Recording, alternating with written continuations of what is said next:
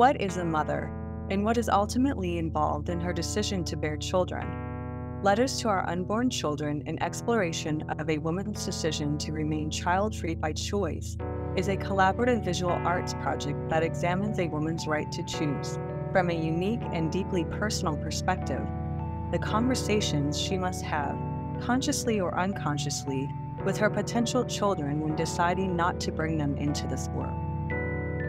Join us, your hosts Tarri Driver and Sarah Saturday, for a unique exploration of the Child Free by Choice community.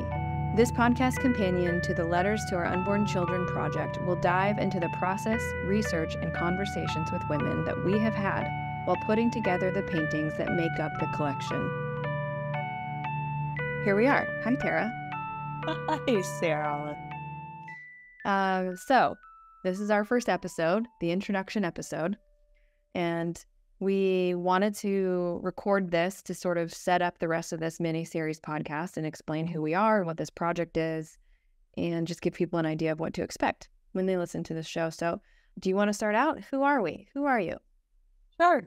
I will start out. My name is Tarri Driver, and I am an artist, an author, and I have a background in education and worked with kids for about 10 years in schools and hospitals before I moved out to East Tennessee and resumed my art making full time.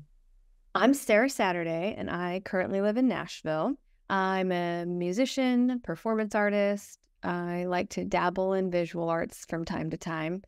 So, how did this project begin? Do you want me to start that?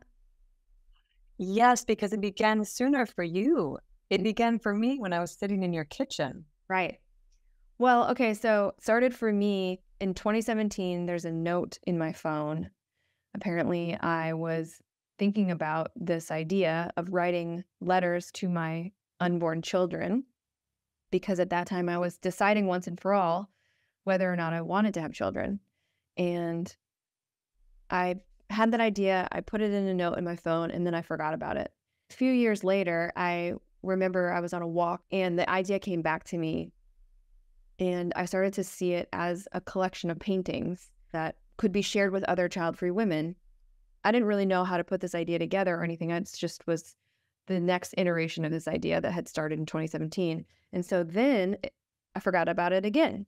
And then last year, Tara, you were at my house and we were talking. I don't remember what we were even talking about, but a light bulb went off because I knew you were child-free by choice. And I was like, how come I have never brought this idea up before?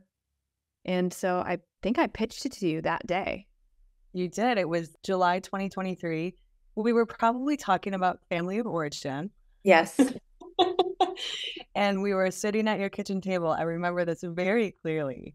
And you, pitched this idea. And you were saying, I want these big paintings. I want them to be so big. And I was like, oh gosh, how big? And you pointed to one of your really big kitchen windows. And I could kind of see, I could envision it, the letter, the visual arts piece.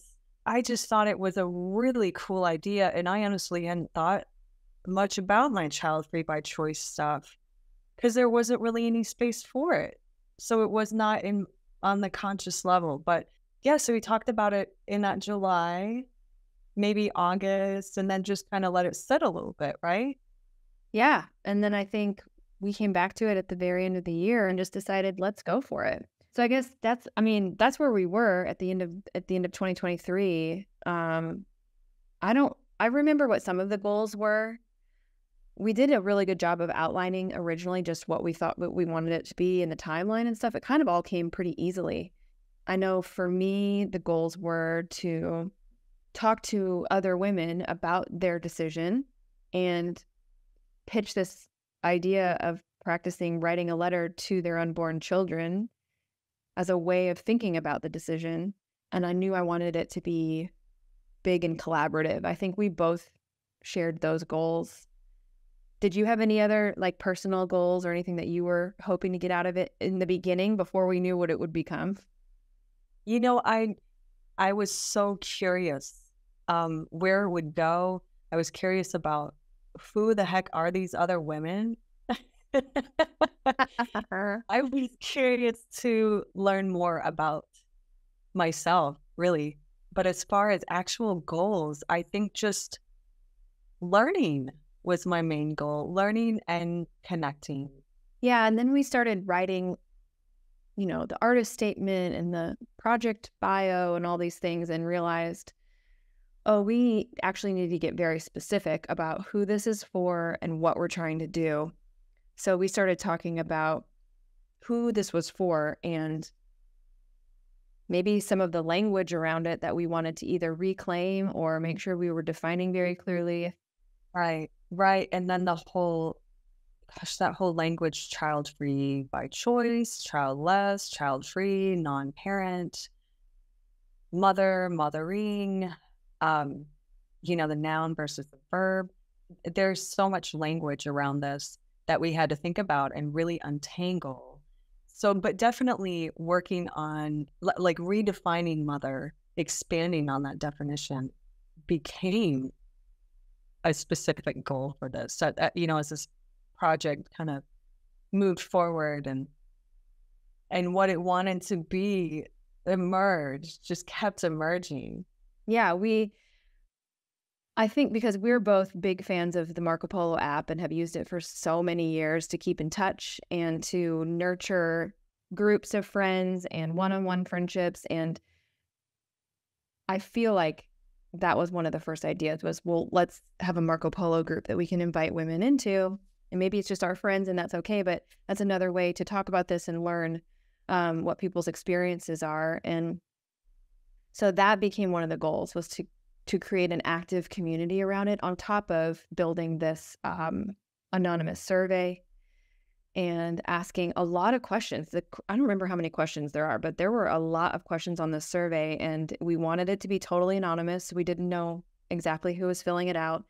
We knew we wanted it to be for women, and we had to get very clear about defining a woman. So our definition of woman was cis, assigned female at birth, non-binary, gender fluid, or trans feminine. Because we know that any woman walking through the world is likely to get asked this question, do you want to have children? So we wanted to make sure that we included every single person that would be asked this as a woman. We know that men are asked this too, but it's a very different experience for them that we will get into that. The reason we really wanted to make sure this was for women was that we wanted that unique perspective of being a woman and being asked that question and the reactions that we get from people. And then tying back to that, what is a mother?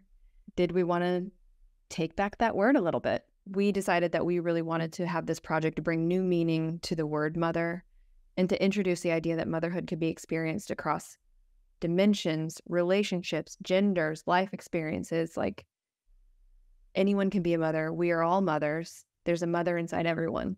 So we put our survey together. We launched this Marco Polo group. We started telling our friends about it.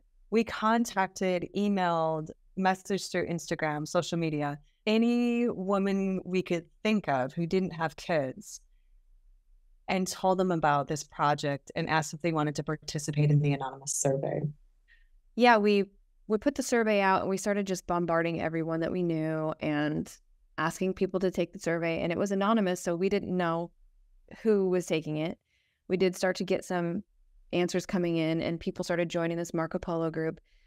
We knew that going into the Marco Polo group, I wanted to make sure that we stayed like kind of focused, that it wasn't just a group of people sort of trying to figure out how to talk about this. So we came up with a list of topics, weekly topics, a really long list, because at this point also we should say we had already started doing our own research and we were reading books about this topic, articles, we were sending each other links to check out. So we had a lot of questions and information already coming up for us. And so the Marco Polo group was this awesome place to introduce these topics that we were chatting about already and get input from all these women. And so we started every Monday, we would ask a different or introduce a different topic. And that really helped the conversation flow, and it helped the women in the group like kind of have a focal point for what to talk about.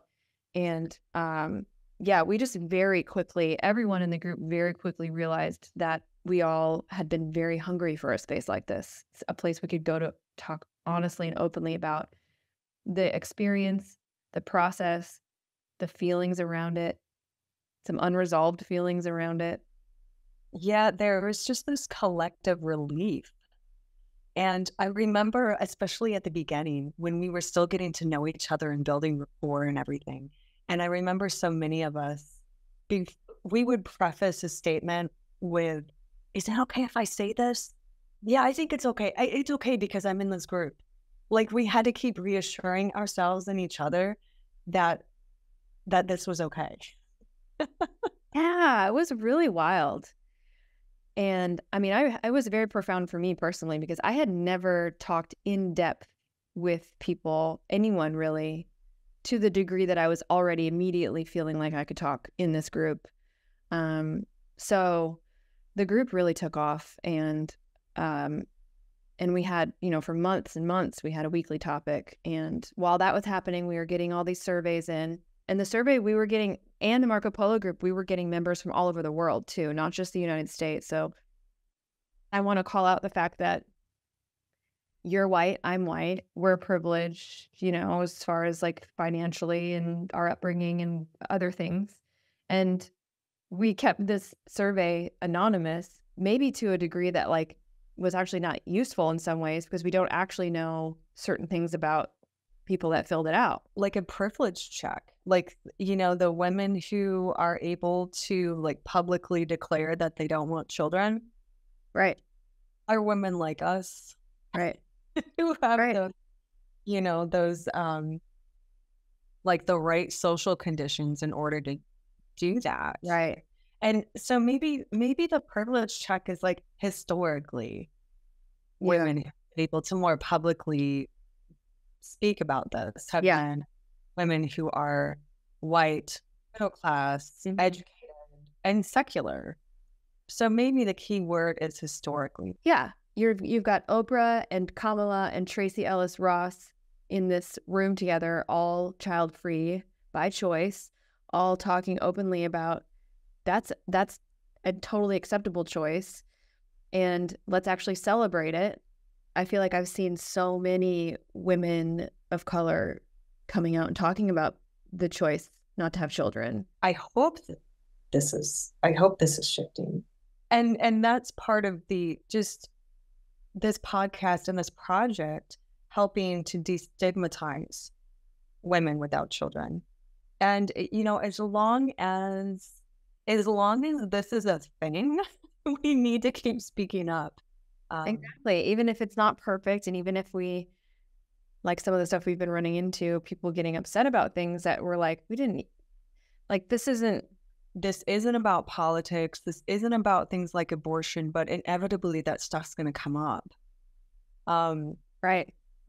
It still needs to be okay to say some of this stuff without that fear of like, oh, you're not doing this perfectly. The fear of getting called out. Right. It's like, no, please, like, wait. Please don't get defensive. We're trying our best. Can we please have a conversation? This is absolutely not asserting some sort of fact or like a judgment that people need to defend against. It's like we're trying to talk about this and all of the icky things that come up with it for everyone, including people who've decided not to have children, because actually, as we have found, they have had the strongest reaction so far. We've only gotten flack thus far from people within not only the child-free community, but people within the child-free by choice community with that qualifier. Every single bit of naysaying we've received, it's been from within the community, which that has been really surprising. Did not expect that. I mean, that thing that just people are just so, we're just all so on the edge all the time, I feel like. And there's this like knee-jerk reaction when there's any kind of fear or I don't know, or I don't fully trust what you're saying, or like, is there something, it's like everyone feels like they're being gaslit all the time. And so they don't trust things as, very easily, which, hey. I did. Yeah. We kind of Yeah, are. right, right. Well, that is something I want to make sure to mention. Speaking of all of that, um, we have had some feedback about the title of our project, which, okay, so you and I live in the South. Yep. We live in the Bible Belt. And we've been here for a little while. You've been here over a decade now. And shoot, gosh, I've been in the South for over half my life. And all of the programming one gets growing up. Um, so maybe naively, it never occurred to me that the title of this collaboration could be problematic. Wait. I remember talking about this because I remember when I first started telling other friends about it, there was this sort of like, is this Right. about abortion? Or is this about this one particular thing? Or like, that's kind of dark, I remember there was a moment where we were like, should it be um letters to I remember sort of trying to it wasn't very long. We didn't spend very long on it. We were like, I don't know, it just there's something that we like about the shock factor of using that word and the idea of like writing letters to your unborn children, like what are you talking about? Especially if people know that these are women who have decided not to have children. Like why the hell would they write a letter to their never even came into existence in any way, shape, or form, never even a thought in their mind children. Like what? Right. So, but we pretty quickly decided that it was important to use that word. Yes. Yes. And it's, just to clarify, it's more of a concept. That term is more of a concept as it relates to this project because we're not talking about fetuses. We're talking about the concept of something unborn, dear unborn children, dear unknown, dear path not taken.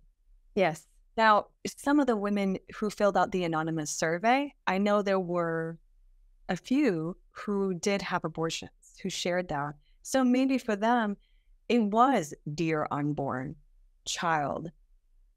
But for the purposes of the collaboration, the project writ large, the concept. This is obviously not like a trademarked idea. Anyone can sit down and journal about this, but I think when women who have done this practice who are childless and it's part of a grieving process, it is specifically to, a child in the past that didn't end up existing for whatever reason, or an idea, like a specific idea about a child maybe that they had like fantasized about or dreamed about having, or someone that they like could see in their mind, or women who've had miscarriages, there's like a more specific thing. What I felt like we wanted to do was think about, I'm going to make this decision right now and I'm going to move on with my life. And before I move on with my life, I want to have a little conversation with this other path that I'm not going to go down. And I want to say, here's why I'm choosing this path. And it's that idea of like actually looking forward to all of the potential that we're basically saying no to and writing the letter to that, the idea of that, embodied in this concept of an unborn person. Right, right. Because, one of the, can it be in both and in some ways? I feel like that's part of this project, how it's so many things at the same time. Mm-hmm. Because part of the question, in that survey was if you wrote, so see, on the one hand, it's like, no, and this is a concept. This unborn children, it's a concept. And at the same time, it is if you were to write a letter to these children that you chose not to have, what would that letter say? And it's both at the same time. And then when we've talked about it with other people or posted online, it's like, if you could write a letter to the people you're deciding not to bring into the world, what would you say to them? Right. So, I mean, It's a paradox. Is that what that is? I do want to also mention the steward and what that has drummed up and how that's a newer perspective, I think, on this conversation that is still being formed. And there's information out there about it, but one of the main reasons that someone might decide not to have children does have to do with the environment. And, one of our archetypes does deal with that. And we've had some people be wary of that because of eco-fascists. Right. Which I had never even heard about any of that until we started this project. Me neither. It's just not going to be like cleanly one thing, even though it seems pretty clean. Like you either decide to have children or you don't, or you decide you don't want children and you end up having them anyway, or vice versa, or whatever. I mean, either there's children or there's not children. Seems like that's what it comes down to, but it's not just that simple. And even that word choice, I know we will come back to that word time and time again throughout this podcast, because even the word choice seems to be pretty cut and dry, but it's not. It's really not.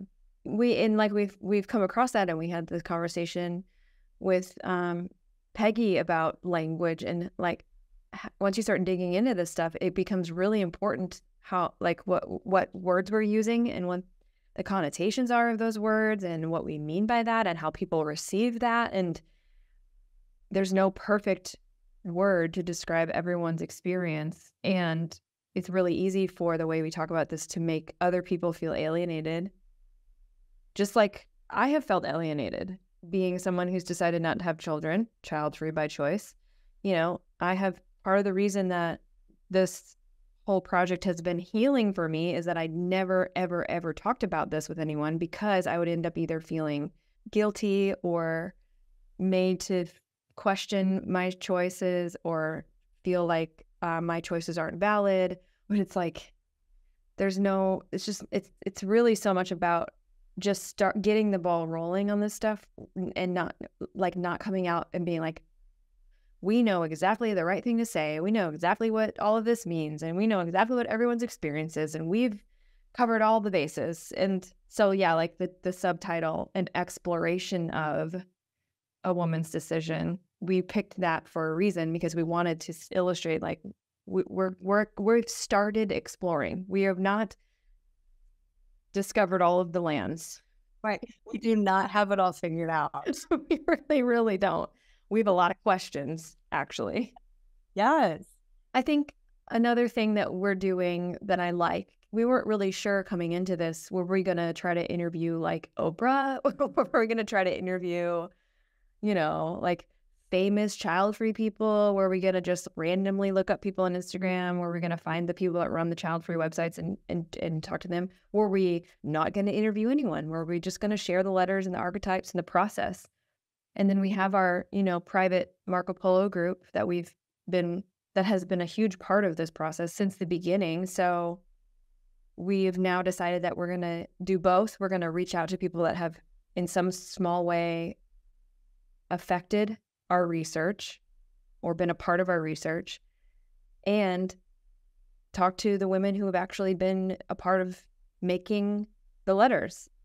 We're not going to get to talk to everybody, but we're going to get to have some conversations directly with the women that have filled out the survey and watched this whole thing come together, which I think hopefully keeps the focus on the exercise of this whole thing. Even though research has been a huge part of this, like an incredibly huge part of this, ultimately it has come down to like an individual person's experience of making that decision. Right. The exploration, the community that's been built, and even the normalizing within the community that has been built, and the healing, and everyone's own unique experience. Something that we will touch on time and time again is that affirmative no and the affirmative yes. So the affirmative no is no, I definitely do not want children. The affirmative yes is yes, I want children. I know I do. But we found, and this surprised me, and I've talked with other women who are moms about this, and it surprised them too, that most women on that bell curve of the affirmative no and the affirmative yes, most women fall somewhere in the middle. And I really didn't expect that. Right. So everybody really has their own unique journey, their own unique process. Something else I want to make sure that we touch on, and I know we do this later on, but there are not men involved in this project. Nope. I've had several people ask me why. And of course, well, why? Because men are half the population. Why aren't men involved in this? Well, they do not get the same crap that women do. But Yeah. especially when it relates to families, questions about children. There have been so many times when I've been sitting next to my husband, and the question of, do you guys have kids? Are you guys going to have kids? How many kids do you have? Why don't you have kids? He's sitting right next to me, and the question is always directed at me. So no, but men, like if you need your own group, get your own group. But this Yeah. is Yes. And we have been really intentional about, I think that is also a slippery slope as far as, cisgender, heterosexual, monogamous women.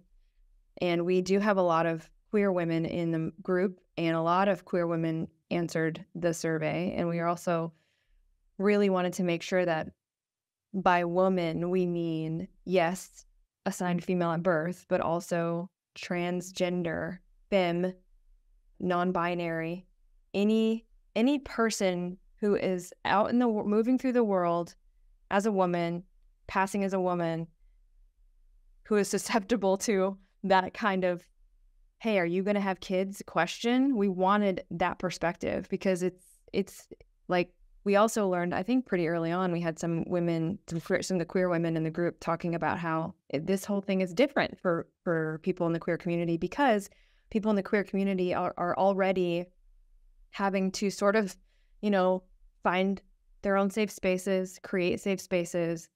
They're already having difficult conversations with their family and friends. And so some of the queer women were like, this isn't actually as big of a deal for me, because I have such a supportive group in my queer community who are going to love me no matter what I do, no matter what decision I make. But so even for some of them, I think this was slightly different than like me as a Generation X,